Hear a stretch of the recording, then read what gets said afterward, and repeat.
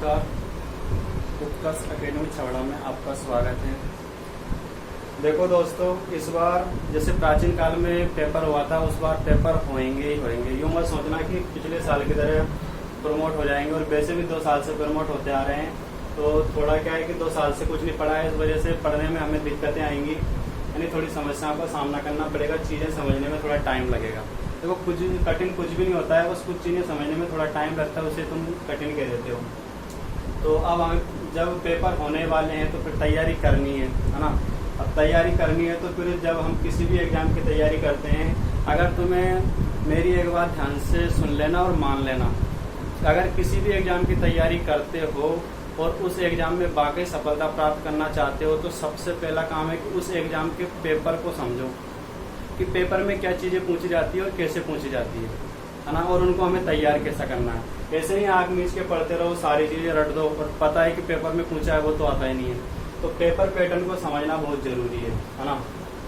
तो तुम्हारे जो 2021-22 का नया सिलेबस है वो बोर्ड द्वारा दे दिया गया है, यानी बोर्ड द्वारा दे दिया गया आ चुका है। तो अब हमें देखना है कि उस सिलेबस में क्या क्या चीज़ें पूछी जाती है। तो जैसे पिछला पेपर होता था 80 नंबर का, वैसे पेपर हमारा 80 नंबर का ही होने वाला है ना।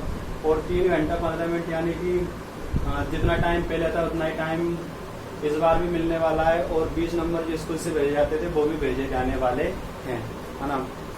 अब तुम्हारे जो 80 नंबर का पेपर है, इसको 4 भागों में बांट दिया गया है। पहले 3 ही भाग थे।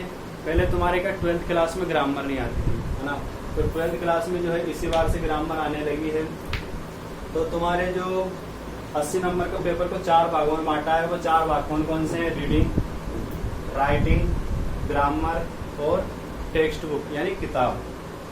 तुम्हारे रीडिंग के अंतर्गत 15 नंबर के क्वेश्चन पूछे जाएंगे, है ना। जो 15 नंबर के क्वेश्चन होंगे उसमें 2 पैसेज दिए जाएंगे।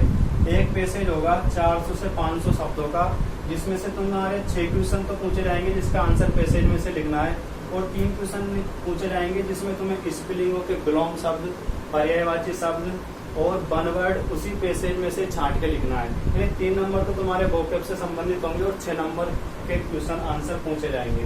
फिर इसमें एक क्वेश्चन होगा तुम्हारे 300 से 400 शब्दों का। जो 300 से 400 शब्दों का क्वेश्चन होगा उसमें तुम्हारे पैसेज होगा, उसमें 6 क्वेश्चन पूछे जाएंगे, और 6 के 6 क्वेश्चन में तुम्हें 4-4 ऑप्शन मिलेंगे, यानी ऑप्शन टाइप क्वेश्चन होंगे। बस तुम्हें तो क्या करना है, सेलेक्ट करके और उसको लिखना है कि इसमें ए है, इसमें सी है, इसमें डी है, इसमें बी है। तो इस तरह से तुम्हारे जो पैसेजों के क्वेश्चन पूछे जाएंगे वो 15 नंबर के पूछे जाएंगे। तो जो पहला सेक्शन है उसमें क्या है? रीडिंग सेक्शन में क्या पूछे जाते हैं? पैसेज। फिर इसके बाद तुम्हारे एक सेक्शन है राइटिंग का मतलब होता है लिखना, है ना। जो राइटिंग सेक्शन है उसमें कितने नंबर के क्वेश्चन पूछे जाएंगे? 15 नंबर के। चलो देखते हैं कि हमें क्या क्या लिखना है राइटिंग सेक्शन में। तो हमें लिखना है एक तो नोटिस। क्या लिखना है? शॉर्ट राइटिंग के अंतर्गत आता है शॉर्ट कंपोजिशन। इसमें तुम्हें क्या लिखना होता है?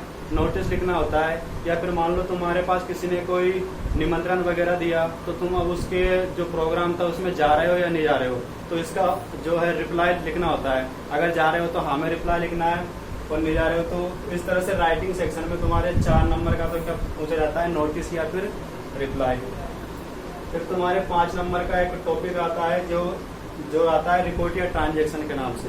रिपोर्ट या ट्रांजेक्शन में क्या होता है? एक तो यार रिपोर्ट लिखनी होती है, जैसे स्कूल में कोई सा भी प्रोग्राम है, 15 अगस्त का है, एनुअल फंक्शन है, विदाई समारोह, है ना।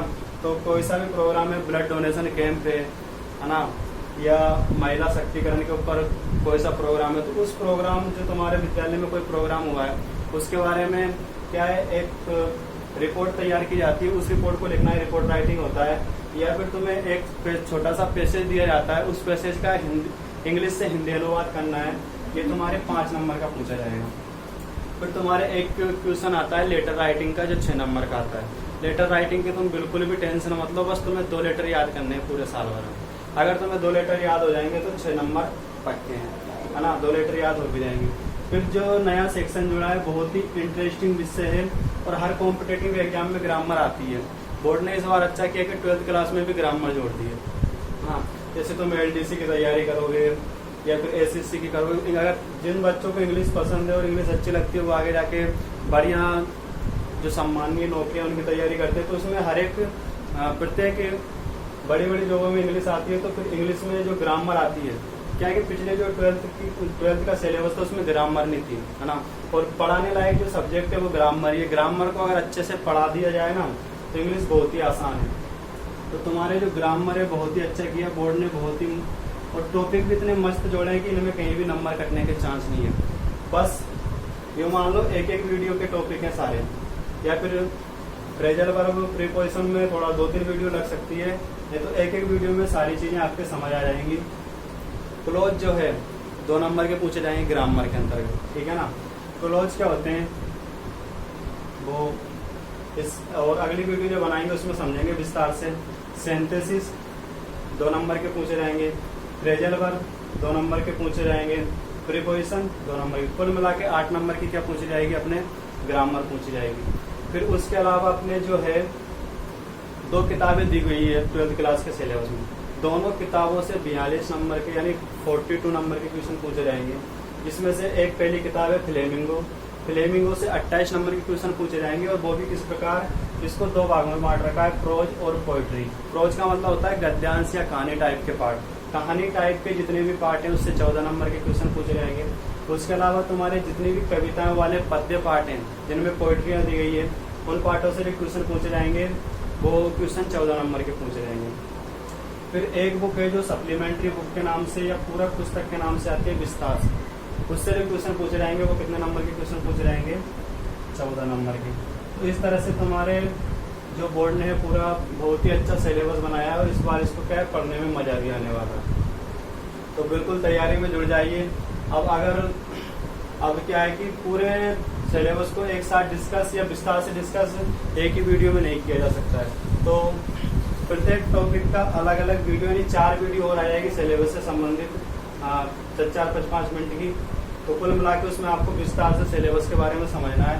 देखो अगर तुम विस्तार से सिलेबस को नहीं समझोगे, आंख मीच के पढ़ोगे ना, तो पढ़ने में तो बहुत सारी चीजें हैं, प्रीपोजिशन बहुत सारे हैं, फ्रेजल वर्ब हजारों में कितनी को याद करोगे। ऐसे नहीं कि फ्रेजल वर्ब से यहाँ टॉपिक दे दिया तो तुम हजारों फ्रेजल वर्ब याद करने लग जाओ, ऐसा नहीं करना है। हमें देखना है कि बोर्ड द्वारा कौन सी फ्रेजल वर्ब पूछी जाएगी, हमें वही याद करनी है। चलो समझ लेते हैं फ्रेजल वर्ब क्या होती है। फ्रेजल वर्ब क्या होती है, जैसे ब्रिक एक वर्ब है ना, वर्ब तो समझते हो, उस वर्ब के साथ कोई और प्रीपोजिशन जोड़ दिया हमने। क्या किया, जैसे कि हमारे ब्रिक एक वर्ब है तो किसी भी वर्ब के साथ हम कोई सा भी प्रीपोजिशन जोड़ देते हैं, तो उस प्रीपोजिशन को जोड़ने के बाद उस वर्ब का अर्थ बदल जाता है ना। उसी अर्थ को क्या कहते हैं, फ्रेजल वर्ब कहते हैं। जैसे अगर समझे तो हम, जैसे चलो यहाँ समझ लेते हैं। तुमने एक वर्ब देखी होगी ब्रिक, है ना,